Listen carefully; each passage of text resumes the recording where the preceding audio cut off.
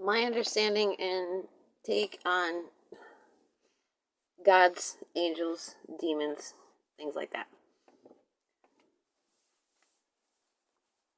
Originally, there was a source. It wanted to experience other, so there's nothing else but source that source is aware of. The beginning, the end, the alpha, the omega, yada yada. It's just source. Wants to experience other. What do I look like? Or what other question? What do I feel like? So it has no way of interacting with another unless it takes a part of itself and creates a separation that it may experience interacting with an other. Now, here we have an experience of a physical being, of concepts, ideas, and fears that we may still be too young to embody, such as we see a bear.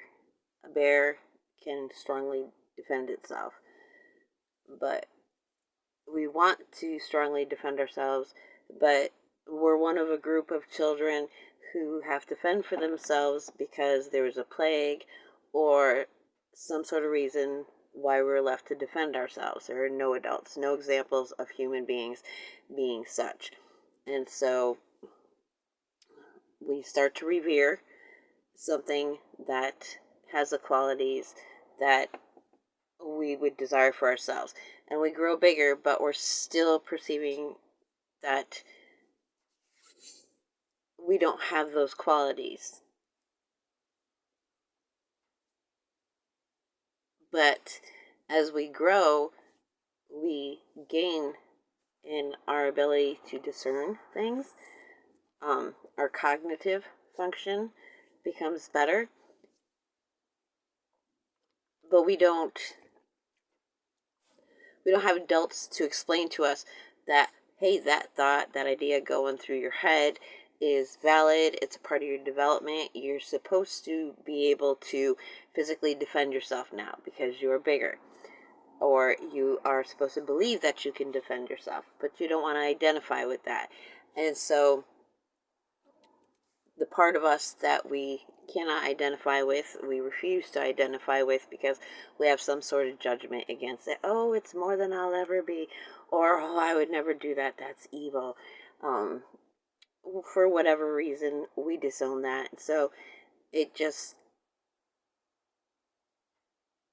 gets disowned enough that it gets pushed into, the aura field.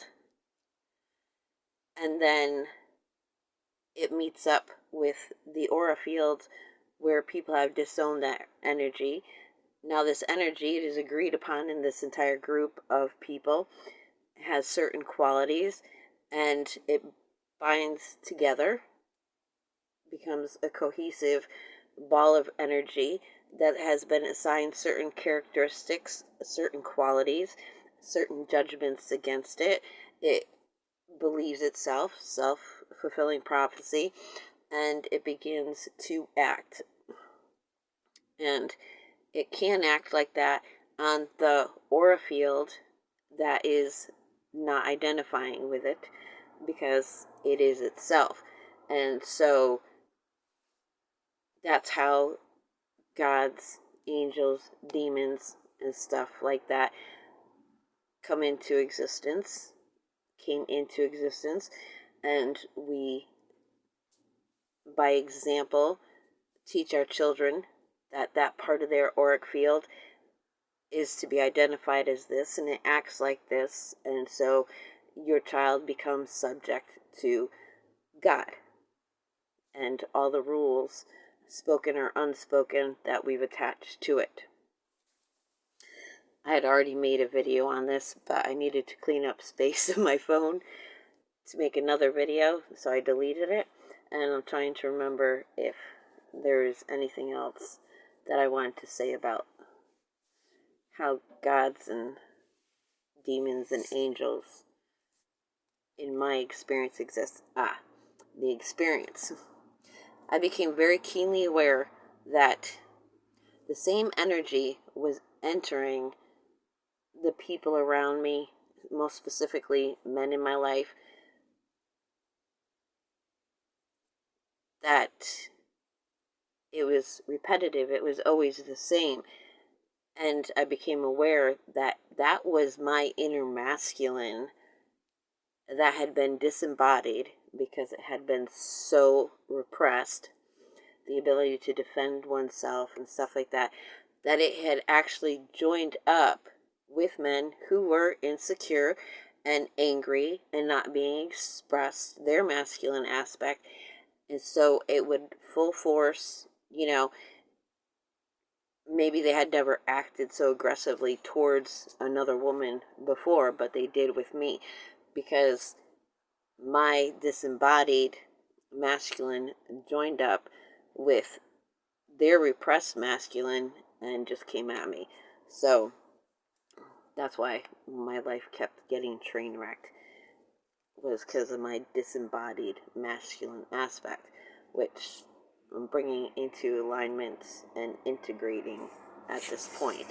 So for me, that would have been an experience of this demon, and it played God because it could emanate and relate to the qualities assigned to the God the biblical God that I was raised to believe in.